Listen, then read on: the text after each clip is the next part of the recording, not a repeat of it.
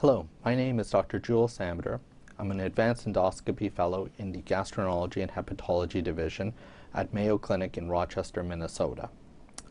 Worldwide, colorectal cancer accounts for more than 600,000 deaths per year. In the United States, approximately 150,000 new cases are diagnosed each year, resulting in 50,000 deaths. This makes colorectal cancer the third leading cause of cancer-related death in the United States. Over the past several decades, prevention of colorectal cancer has become a much larger public health issue. This was initially driven by studies that showed that sigmoidoscopy and serial fecal occult blood testing had the potential to reduce colorectal cancer-related mortality. Of the many cancer conditions in humans, nowhere is the ability to prevent disease as profound as it is in colorectal polyps and, importantly, in colorectal cancer. Recent data have shown encouraging declines in the annual mortality rate from colorectal cancer. Computer models have even indicated that greater attention to lifestyle modification could have a greater impact on colorectal cancer-related mortality than increased use of chemotherapy over the next 10 to 20 years. Cigarette smoking represents a potentially modifiable risk factor, yet underappreciated for its role in colorectal cancer. Recent meta-analysis has indicated that ever smokers were 18% more likely to develop colorectal cancer than never smokers.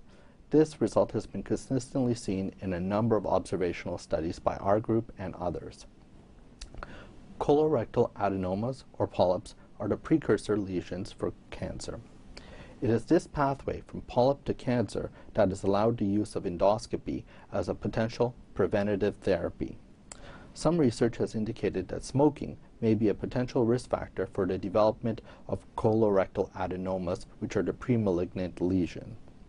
The goal of this population-based cohort study was to assess cigarette smoking and colorectal adenoma risk amongst postmenopausal women enrolled in the Iowa Women's Health Study, also known as IWHS.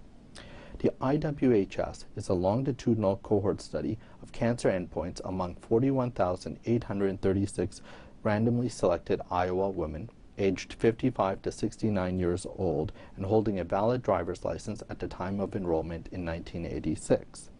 Cigarette smoking was assessed by self-report at baseline. Colorectal adenomas were identified from Medicare data using ICD-9 codes.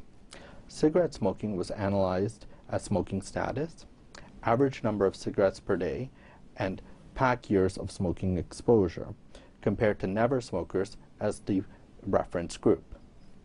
Multivariate Cox regression models were fit to estimate relative risks and 95% confidence intervals.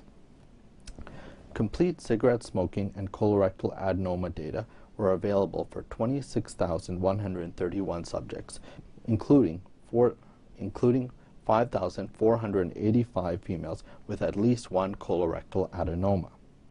Compared to never smokers, current and former smokers had between a 14 to 20% increased risk of developing colorectal adenomas that was statistically very significant.